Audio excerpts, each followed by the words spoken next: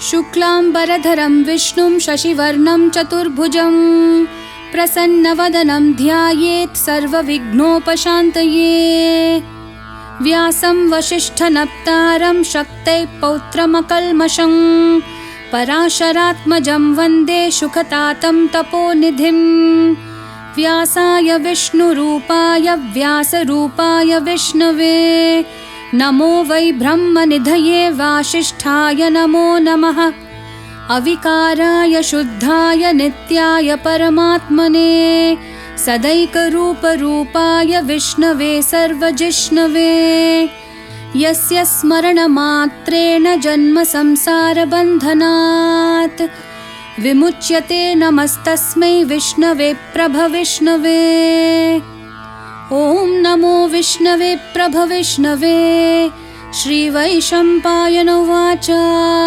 श्रुत्वा धर्मान् शेषेण पावनानि च सर्वशः युधिष्ठिरः शान्तनवं पुनरेवाभ्यभाषत। युधिष्ठिर उवाच किमेकं दैवतं लोके किं वाप्येकं परायणं स्तुवन्तः कं कमर्चन्तः प्राप्नुयुर्मानवा शुभं। को धर्म सर्वधर्माणां भवतः परमो मतः किं जपन्मुच्यते जन्तुर्जन्म संसारबन्धनात्। श्रीभीष्म उवाच जगत्प्रभुं देवदेवम् अनन्तं पुरुषोत्तमं स्तुवन्नाम सहस्रेण पुरुषस्तततोत्थितः। त्वमेव चार्चयन् नित्यं भक्त्या पुरुषम् अव्ययं ध्यायन् स्तुवन् नमस्यं च यजमानस्तमेव च। अनादिनिधनं विष्णुं सर्वलोकमहेश्वरं लोकाध्यक्षं स्तुवन् नित्यं सर्वदुःखातिगो भवेत्।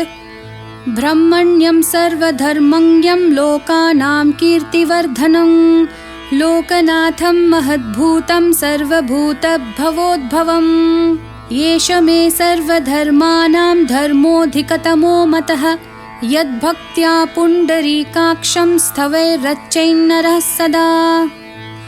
परमं यो महत्तेजः परमं यो महत्तपः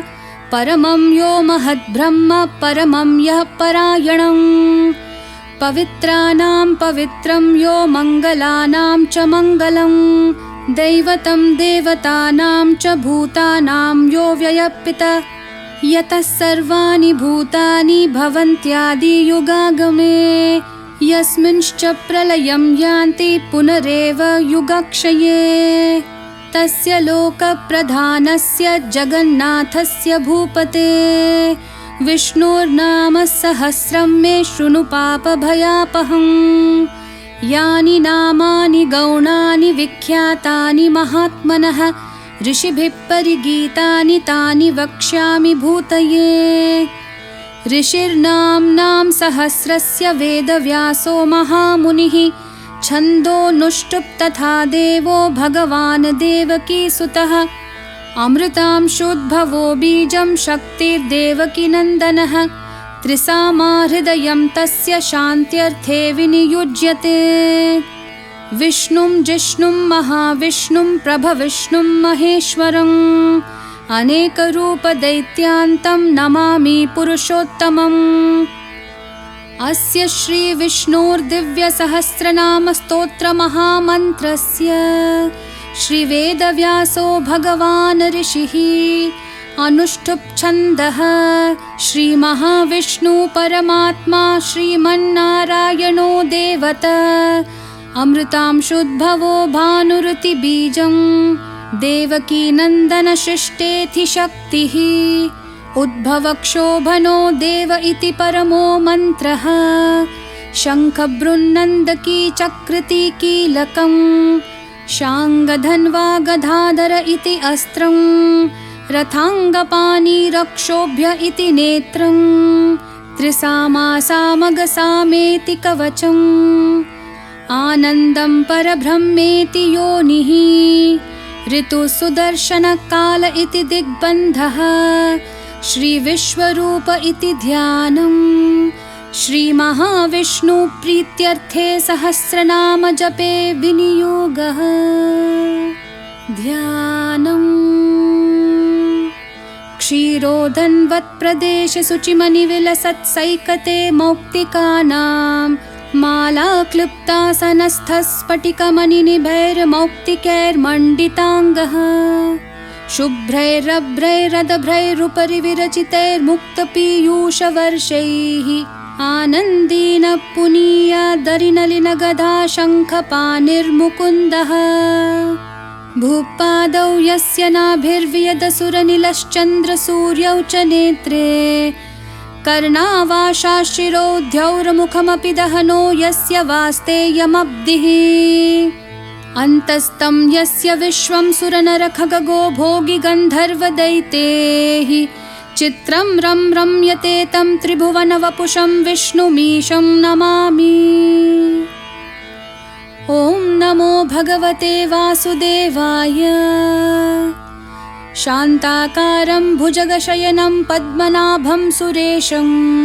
विश्वाधारं गगनसदृशं मेघवर्णं शुभांगं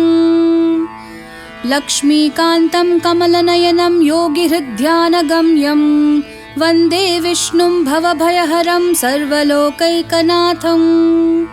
मेघश्यामं पीतकौशेयवासं श्रीवत्साङ्कं कौस्तुभोद्भासिताङ्गं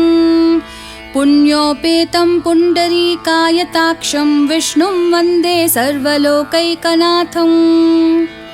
नमः समस्तभूतानाम् आदिभूताय भूभृते अनेकरूपरूपाय विष्णवे प्रभविष्णवे शशङ्खचक्रं सकिरीटकुण्डलं सपीतवस्त्रं सरसीरुहेक्षणं सहारवक्षस्थलशोभिकौस्तुभं नमामि विष्णुं शिरसा चतुर्भुजम् छायायां पारिजातस्य हेमसिंहासनोपरि आसीनमब्बुधश्याममायताक्षम् अलङ्कृतं चन्द्राननं चतुर्बाहुं श्रीवत्साङ्कितवक्षसं रुक्मिणी सत्यभामाभ्यां सहितं कृष्णमाश्रये।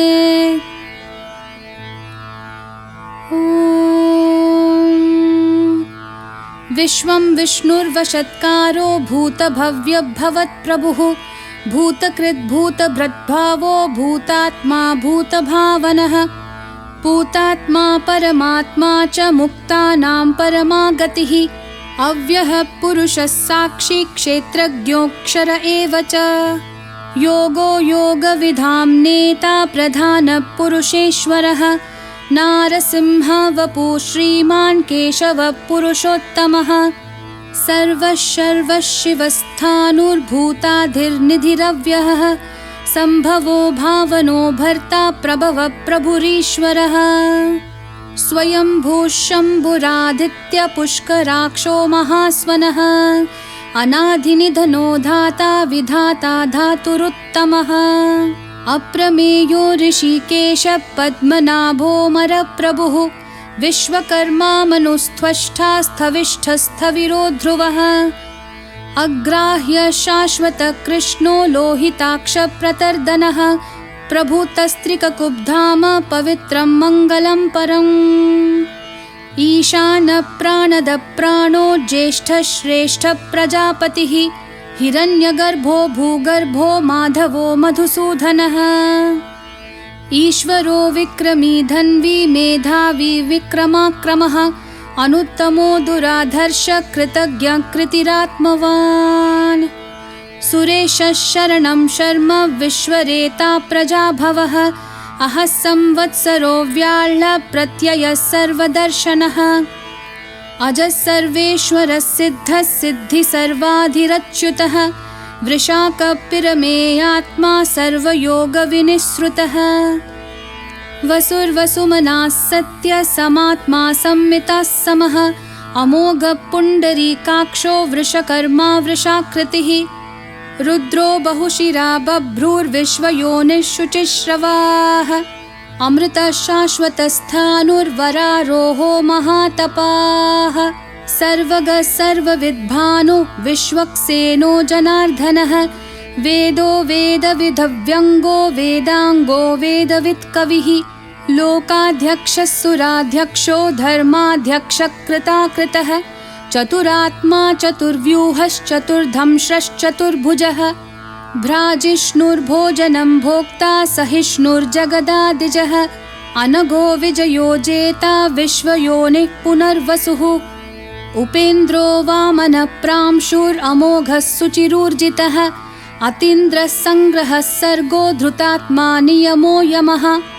वैद्यो वैद्या सदा योगी वीरः माधवो मधुः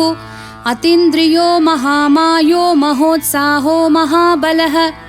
महाबुद्धिर्महावीर्यो महाशक्तिर्महाद्युतिः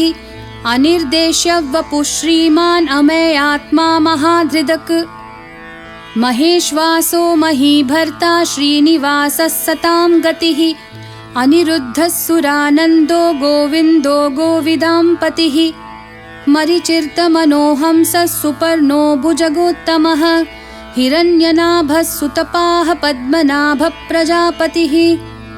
अमृत्युः सर्वदृक्सिंहः सन्धाता सन्धिमान् स्थिरः अजोधुर्मर्शनः शास्ता विश्रुतात्मा सुरारिः गुरुर्गुरुतमो धाम सत्यः सत्यपराक्रमः निमिषो निमिषस्रग्वी वाचस्पतिरुदारधीः अग्रणीर्ग्रामणीः श्रीमान् न्यायो नेता समीरणः सहस्रमूर्धा विश्वात्मा सहस्राक्षः सहस्रपात् आवर्तनो निवृत्तात्मा संवृतः सम्प्रमर्दनः अहः संवर्तको वह्निरनिलोधरणीधरः सुप्रसादः प्रसन्नात्मा विश्वधृग्विश्वभुग्विभुः सत्कर्ता सत्कृतः साधुर्जन्नुर्नारायणो नरः असंख्येयो प्रमेयात्मा विशिष्टः शिष्टकृच्छुचिः सिद्धार्थः सिद्धसङ्कल्पः सिद्धिदः सिद्धिसाधनः वृषाही वृषभो विष्णुर्वृषपर्वा वृषोदरः वर्धनो वर्धमानश्च विविक्तः श्रुतिसागरः सुभुजो दुर्धरो वाग्मी महेन्द्रो वसुदो वसुः नैकरूपो बृहद्रूपः शिपिविष्ठप्रकाशनः ओजस्तेजोद्युतिधरः प्रकाशात्मा प्रतापनः रिद्धस्पष्टाक्षरो मन्त्रः चन्द्रांशूर्भास्करद्युतिः अमृतांशोद्भवो भानुः शशबिन्दुः सुरेश्वरः औषधं जगतः सेतुः सत्यधर्मपराक्रमः भूतभव्यभवन्नाथः पवनः पावनो नलः कामः कामकृत्कान्तः कामः कामप्रदः प्रभुः युगादिकृद्युगावर्तो नैकमायो महाशनः अदृश्यो व्यक्तरूपश्च सहस्रजिदनन्तजित् इष्टो विशिष्टशिष्टेष्ट शिखण्डी नहुषो वृषः क्रोधः क्रोधकृत्कर्ता विश्वबाहुर्महीधरः अच्युतप्रतिथः प्राणदो वासवानुजः अपान्निधिरधिष्ठानम् अप्रमतः प्रतिष्ठितः स्कन्दस्कन्दधरो धुर्यो वरदो वायुवाहनः वासुदेवो बृहद्भानुरादिदेवः पुरन्दरः अशोकस्तारनस्तारः शूरः शौरिर्जनेश्वरः अनुकूलश्शतावर्तः पद्मिपद्मनिभेक्षणः पद्मनाभोरविन्दाक्षः पद्मगर्भः शरीरभृत् महर्धिर्ऋद्धो वृद्धात्मा महाक्षो गरुडध्वजः अतुलः शरभो भीमः समयज्ञो हविर्हरिः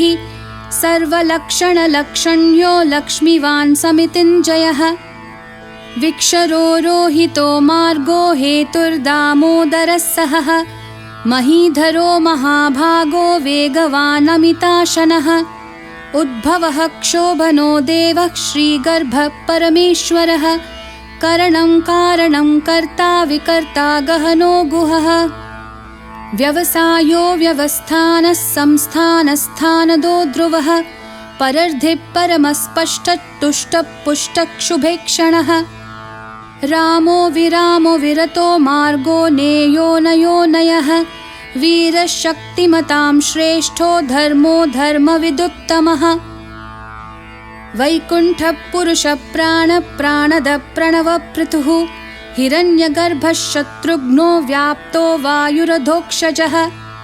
ऋतुः सुदर्शनः कालः परमेष्ठिः परिग्रहः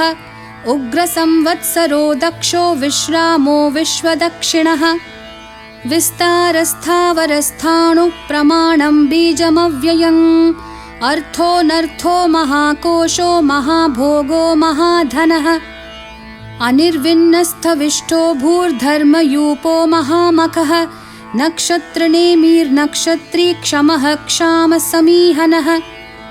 यज्ञयुज्यो महेज्यश्च क्रतुः सत्रं सताङ्गतिः सर्वदर्शी विमुक्तात्मा सर्वज्ञो ज्ञानमुत्तमम्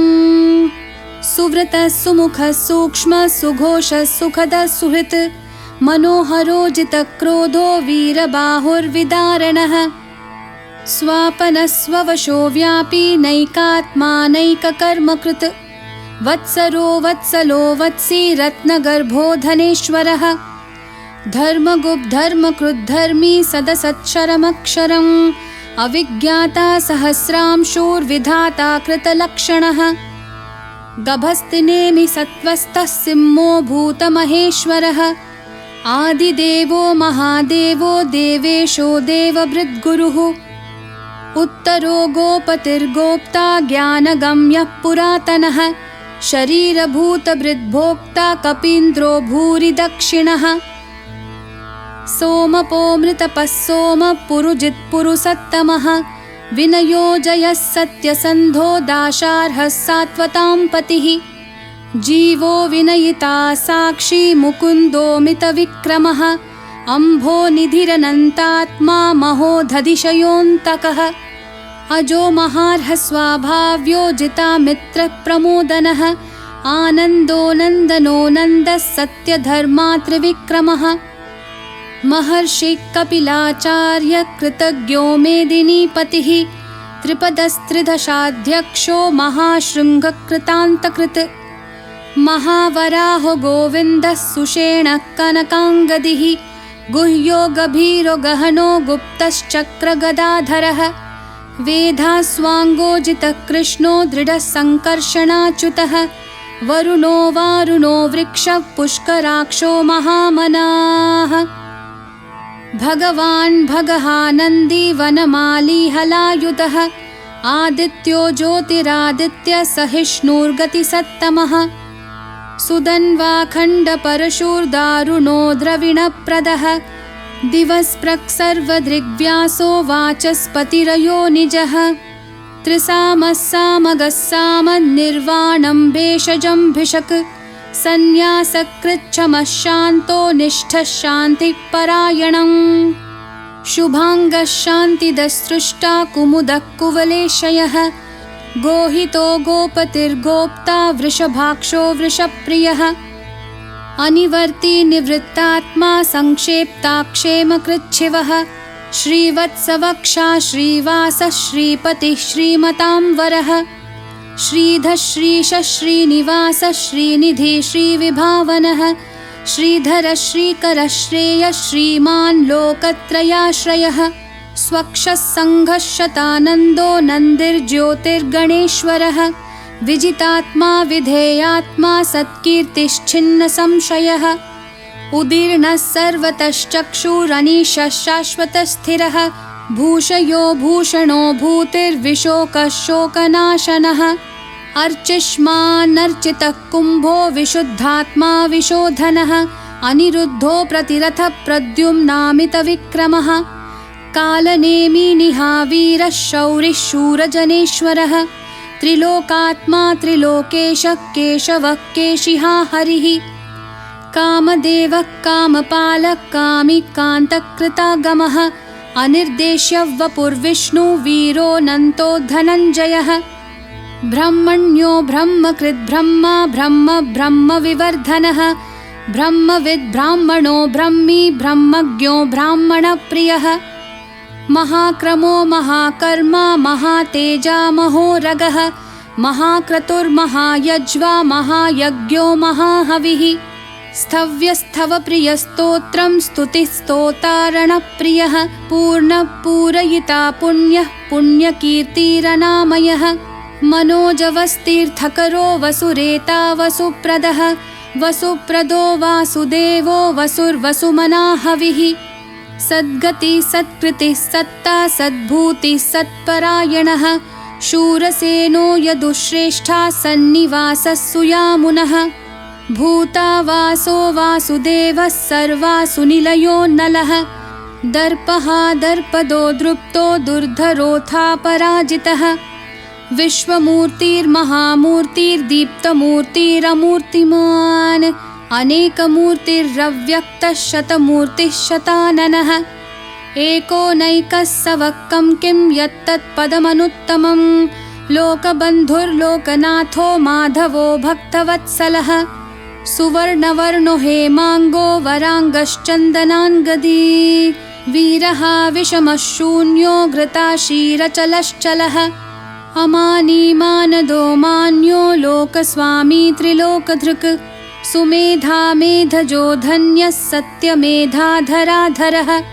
तेजो वृषोद्युतिधरः सर्वशस्त्रभृतांवरः प्रग्रहो निग्रहो व्यग्रो नैकशृङ्गो गदाग्रजः चतुर्मूर्तिश्चतुर्बाहुश्चतुर्व्यूहश्चतुर्गतिः चतुरात्मा चतुर्भावश्चतुर्वेदविदेकपात् समावर्तो निवृत्तात्मा दुर्जयो दुरतिक्रमः दुर्लभो दुर्गमो दुर्गो दुरावासो दुरारिः शुभाङ्गो लोकसारङ्गः सुतन्तुस्तन्तुवर्धनः इन्द्रकर्मा महाकर्मा कृतकर्मा कृतागमः उद्भवः सुन्दरः सुन्दो रत्ननाभः सुलोचनः अर्को वाजः सनः शृङ्गी जयन्तः सर्वविजयी सुवर्णबिन्दुरक्षोभ्यः सर्ववागीश्वरेश्वरः महाह्रदो महागर्तो महाभूतो महानिधिः कुमुदः कुन्दरः कुन्दः पर्जन्यः पावनो निलः अमृताशोऽमृतवपुः सर्वज्ञः सर्वतोमुखः सुलभः सुव्रतः सिद्धः शत्रुजिच्छत्रुतापनः न्यग्रोधोदुम्बराश्वत्थः चाणुरान्ध्रनिषूदनः सहस्रार्चिः सप्तजिह्वः सप्तैदाः सप्तवाहनः अमूर्तिरनघोचिन्त्यो भयकृद्भयनाशनः अनुर्बृहत्कृशस्थूलो गुणभृन्निर्गुणो महान् अधृतस्वधृतस्वास्य प्राग्वंशो वंशवर्धनः भारभृत्कथितो योगी योगिशः सर्वकामदः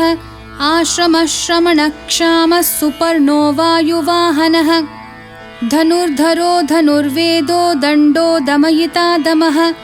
अपराजितः सर्वसहो नियन्ता नियमो यमः सत्त्ववान् सात्विकः सत्यः सत्यधर्मपरायणः